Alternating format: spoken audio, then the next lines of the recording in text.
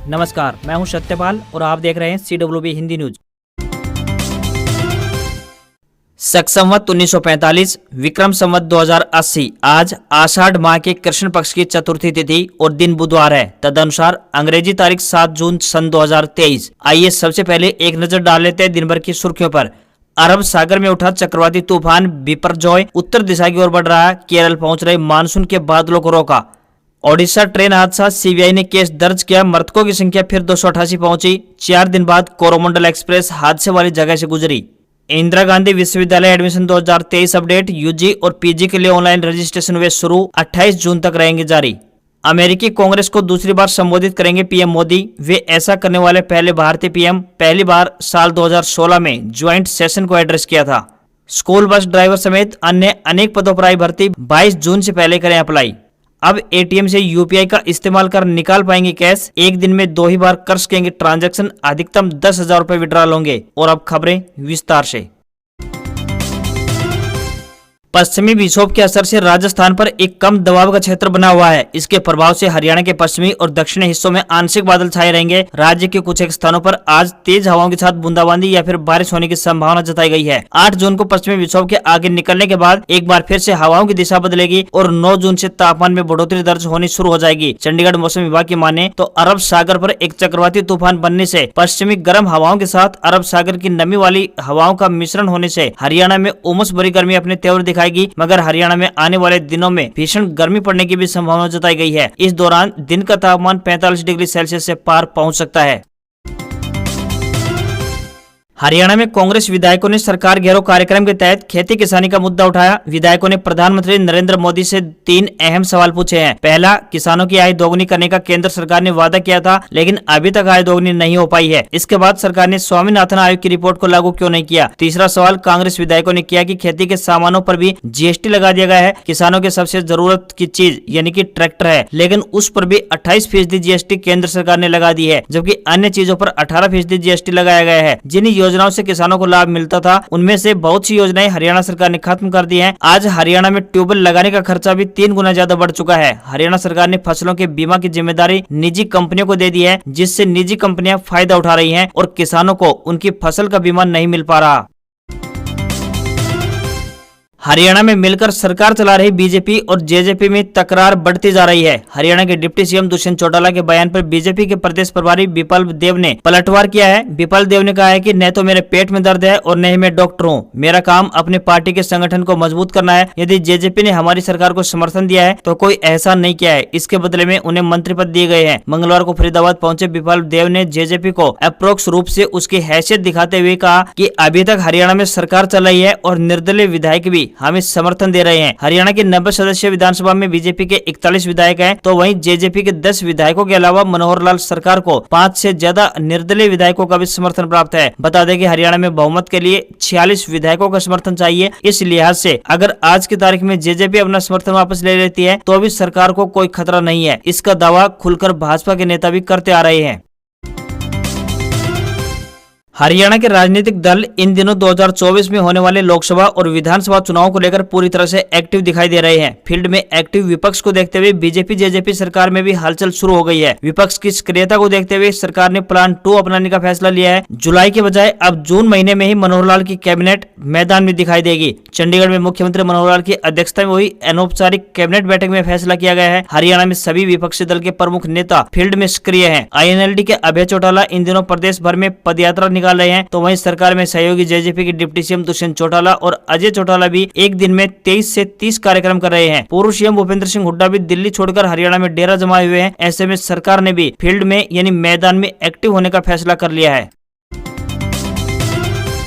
गृह मंत्री अमित शाह से रेसलर्स की बैठक पर पहलवान बजरंग पुनिया ने कहा कि अमित शाह से बैठक में हम लोगों को कहा गया कि मीटिंग के बारे में बाहर बात नहीं करनी है। सरकार की तरफ से ये बातें हमें बोली गई थी। बजरंग ने एनडीटीवी से कहा कि हमारी गृह मंत्री के साथ कोई सेटिंग नहीं हुई है, हमारा धरना जारी रहेगा। हमने उनसे पूछा कि ब्रजभूषण की गिरफ्तारी क्यों नहीं हुई। इस पर गृह मंत्री ने कहा था कि जाँच चल रही है। उधर खेल मंत्री अनुराग ठाकुर ने ट्वीट कर कहा कि सरकार पहलवानों से उनके मुद्दे पर चर्चा करना चाहती है। उन्हें एक बार फिर से बातचीत के लिए बुलाया गया है। भारतीय कुश्ती संघ यानी WFI के पूर्व अध्यक्ष ब्रजभूषण शरण सिंह के खिलाफ चल रहे आंदोलन के बीच रेसलर्स विनेश फोगाट, बजरंग पुनिया और साक्षी मलिक के रेलवे में नौकरी ज्वाइन करने से किसान और खाप नेता खासे नाराज दिखाई दे रहे हैं। ये लोग कुरुक्षेत्र में महापंचायत करने वाले थे। अब इन्होंने 9 जून को जंतर मंतर पर होने वाले प्रदर्शन को टाल दिया है। इन किसान नेताओं ने कुरुक्षेत्र के महापंचायत में अल्टीमेटम दिया था कि 9 जून तक ब्रजभूषण की गिरफ्तारी नहीं हुई तो वे जंतर मंतर पर पहलवानों का फिर से प्रदर्शन शुरू करा कराएंगे। विनेश फोगाट, बजरंग पुनिया और साक्षी मलिक ने गृह मंत्री अमित शाह से मुलाकात के एक दिन बाद यानी सोमवार को रेलवे में नौकरी ज्वाइन कर ली थी। सूत्रों के मुताबिक बीकेयू के नरेश टिकैत ने रेसलर्स के नौकरी पर लौटने पर हैरानी जताई। उन्होंने कहा कि गृह मंत्री अमित शाह और पहलवानों के बीच क्या समझौता हुआ मैं नहीं जानता। अगर उन्होंने खुद समझौते का फैसला ले लिया है तो इसमें हम कुछ नहीं कर सकते हैं।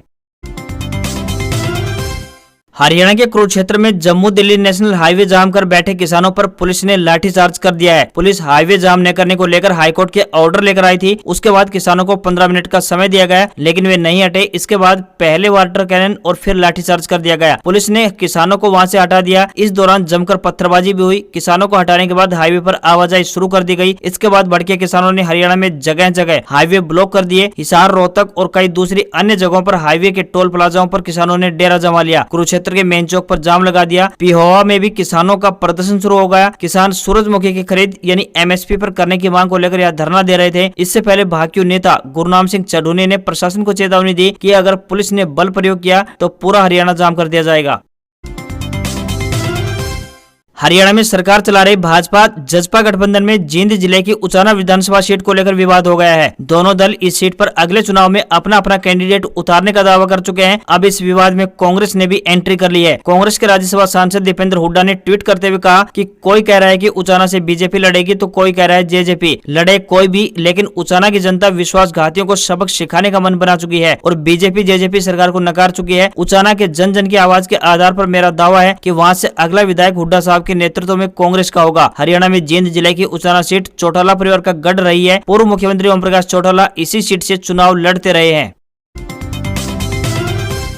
हरियाणा रोडवेज के जींद डिपो ने जींद से हरिद्वार के लिए एक और नई बस सेवा शुरू कर दी है। यह बस जींद से सुबह 8 बजे चलेगी, जो सफेदों, पानीपत, शामली होते हुए हरिद्वार तक सफर करेगी। इससे यात्रियों और श्रद्धालुओं को काफी फायदा होगा। अब जींद से हरिद्वार के लिए यात्रियों को दिन भर में 4 बसें मिल सकेंगी। जींद से हरिद्वार के लिए पहली बस सुबह 5:50 पर जींद बस स्टैंड से चलती है। इसके बाद दूसरी 6:20, तीसरी बस सुबह 8 बजे और फिर चौथी बस दोपहर 12 बजे जींद से हरिद्वार के लिए चलेगी। जींद से हरिद्वार की दूरी की बात करें तो 252 किलोमीटर है और किराया 360 रुपए प्रति व्यक्ति है। वहीं सोमवार को चंडीगढ़ जाने वाले यात्रियों की संख्या भी ज्यादा रहती है। ऐसे में केवल सोमवार को यात्रियों की सुविधा के लिए पहली बस सुबह 4 बजे चलाई जाएगी। अन्य दिनों में चंडीगढ़ के लिए पहली बस सुबह 4:30 बजे ही चलेगी। जींद से चंडीगढ़ के बीच की दूरी 201 किलोमीटर है और किराया 240 रुपए प्रति व्यक्ति है। विभाग का प्रयास है कि यात्रियों को बेहतर परिवहन सुविधा दी जा सके।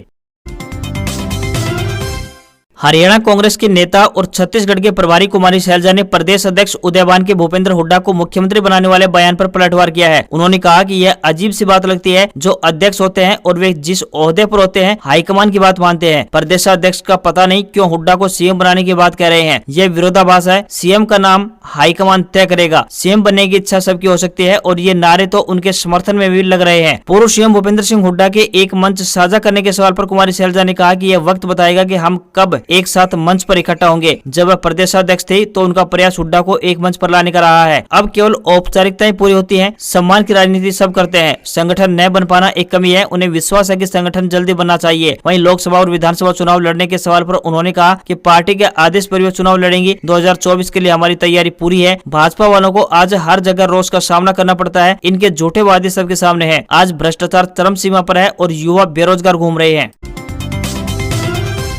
हरियाणा के कॉलेजों में एडमिशन के लिए प्रक्रिया शुरू होने वाली है। इससे पहले सरकार ने भी कोर्सों और सीटों को लेकर बड़ा बदलाव किया है, जिसके तहत कई कॉलेजों को नए कोर्स या विषय दिए गए हैं। उच्चतर शिक्षा विभाग ने सीटों को लेकर प्रदेश के सभी कॉलेज प्रिंसिपल को पत्र जारी किया है, जिसके तहत प्रदेश के 37 कॉलेज में नए कोर्स या फिर विषय शुरू किए गए हैं, जबकि प्रदेश भर के विभिन्न जिलों के 9 कॉलेजों में कोर्सों की सीटें बढ़ाई गई है और 7 कॉलेज में कोर्सों की सीटें घटाई भी गई है। इसके अलावा 5 कॉलेज में कोर्स या विषय को बंद कर दिया गया है। विभाग ने नए शैक्षणिक सत्र को लेकर यह अपडेट किया है। आपको यहाँ पर बताते चले कि अंबाला जिले के गवर्नमेंट कॉलेज नारायणगढ़ में एमएससी जियोग्राफी, हिसार के गवर्नमेंट कॉलेज उगलाना में बीकॉम और BSc non medical, government college दत्ता में बीकॉम, गवर्नमेंट उगलाना में बीकॉम और सिरसा के गवर्नमेंट कालावाली में बीकॉम बंद कर दी गई है। प्रधानमंत्री कुसुम योजना के अंतर्गत सोलर ट्यूबवेल के लिए ऑनलाइन आवेदन करने की अवधि 15 जून तक बढ़ा दी गई है। दादरी जिला के अतिरिक्त उपायुक्त डॉक्टर जयेंद्र सिंह ने जानकारी देते हुए बताया कि जिन किसानों ने वर्ष 2019 से लेकर 2021 तक की अवधि के बीच 10 हॉर्स पावर तक की क्षमता के नलकूप कनेक्शन लेने के लिए बिजली विभाग में आवेदन किए थे, उनको सरकार पीएम कुसुम योजना में सोलर ट्यूबवेल प्रदान कर रही है। अभी तक बिजली विभाग को सभी पुराने आवेदनों पर नए आवेदन प्राप्त नहीं हुए हैं, जिस कारण से पीएम कुसुम पोर्टल पर आवेदन करने के समय को बढ़ाकर 15 जून 2023 तक कर दिया गया है। दादरी जिला में 1438 किसानों को ये सोलर पंप दिए जाने हैं। डॉक्टर जयेंद्र सिंह छिल्लर ने बताया कि किसान 15 जून तक अपने आवेदन अपलोड कर दें। इसमें किसी भी प्रकार की जानकारी चाहिए तो ट्यूबवेल आवेदक अक्षय ऊर्जा विभाग के कर्मचारी से संपर्क कर सकते हैं।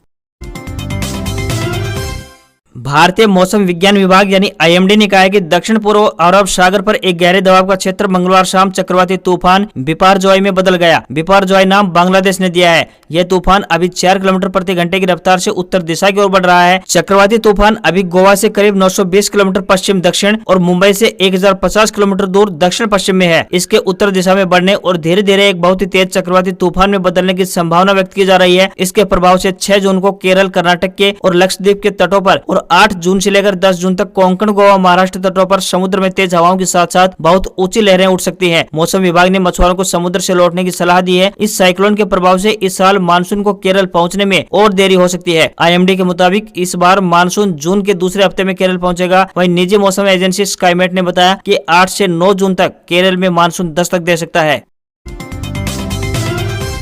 नौकरी की प्रतीक्षा कर रहे युवाओं के लिए एक खुशखबरी है। आपको बता दें कि आशा स्कूल हिसार सैन्य स्टेशन में विभिन्न पदों पर भर्ती की जा रही है। यह भर्तियां संविदा आधार पर की जा रही हैं। पुरुष या महिला जो भी उम्मीदवार इच्छुक है वह अपने आवेदन भारतीय डाक के माध्यम से भेज सकता है। आवेदन करने की अंतिम तिथि 22 जून 2023 तय की गई है। इंटरव्यू की तिथि 26 से 27 जून 2023 है। आया यानी महिला उम्मीदवार 8वीं पास होनी चाहिए। मेल हेल्पर के लिए यह पद स्पेशल एबल्ड लोगों के लिए आरक्षित है। वहीं स्कूल बस ड्राइवर के लिए आवेदक 10वीं पास होनी चाहिए तथा उनके पास बस चलाने का वैध लाइसेंस भी होना चाहिए। वहीं आर्ट एंड क्राफ्ट टीचर के लिए उम्मीदवार के पास संबंधित डिप्लोमा होना चाहिए। कार्यालय सहायक सह कंप्यूटर ट्रेनर के लिए आवेदक के पास कंप्यूटर एप्लीकेशन डिप्लोमा तथा कम से कम 2 साल का कार्य अनुभव होना चाहिए। किसी भी वर्ग के उम्मीदवार को कोई भी आवेदन शुल्क नहीं देना होगा। आयु सीमा 18 वर्ष और अधिकतम आयु सीमा कोई भी प्रतिबंध नहीं है। इन पदों के लिए आपको ऑफलाइन आवेदन भेजने होंगे। उम्मीदवारों से विनम्र निवेदन है कि भर्ती के लिए आवेदन करने से पहले आधिकारिक विज्ञापन जरूर देख लें।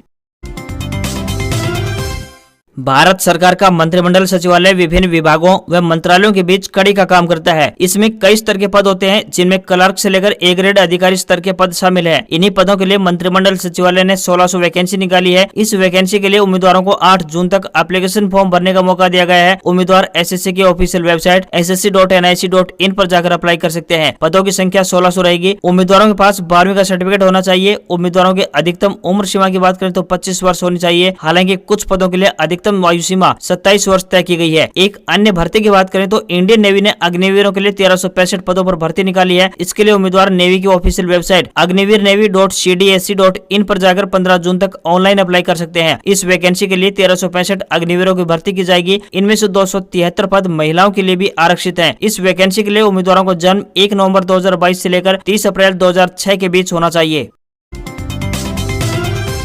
भारतीय बाजार में स्पाट कारोबार देखने को मिला। सेंसेक्स 5 अंक चढ़कर 62,792 के स्तर पर बंद हुआ, तो वहीं निफ्टी में भी 5 अंकों की तेजी दिखाई दी। ये 18,599 के लेवल पर बंद हुआ। शुरुआती कारोबार के दौरान सेंसेक्स के 30 शेयरों में से 18 में तेजी तो वहीं 12 में गिरावट देखने को मिली। रुपया अमेरिकी डॉलर के मुकाबले 3 पैसे चढ़कर 82 रुपए 60 पैसे के स्तर पर बंद हुआ। भारतीय सराफा बाजार की बात करें तो सराफा बाजार में 999 शुद्धता वाले 24 कैरेट के 10 ग्राम सोने की कीमत 60,003 रुपए पहुंच गई है, जबकि 999 शुद्धता वाले चांदी की कीमत 71,688 रुपए के स्तर पर पहुंच चुकी है। आज खबरों में इतना ही। देखते रहिए हरियाणा का सबसे बेहतरीन news channel CWB Hindi news. नमस्कार।